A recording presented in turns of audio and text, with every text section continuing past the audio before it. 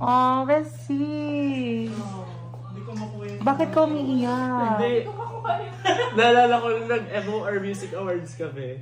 Hindi kasi kami kinokontak ng ABS kaya pumunta kami nila Rafa at Job para Manila. makasecure ng entry sa Music Awards kasi wala pumapansin sa amin.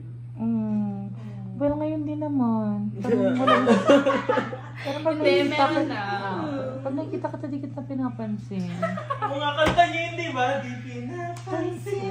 Kasi umiiyak siya.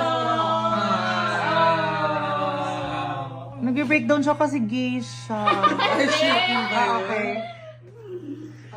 Kita ko kasi yung mga video natin. Eh di, delete mo. Para di ka ma-trigger. Delete mo na. Ba yan? Uh. Read.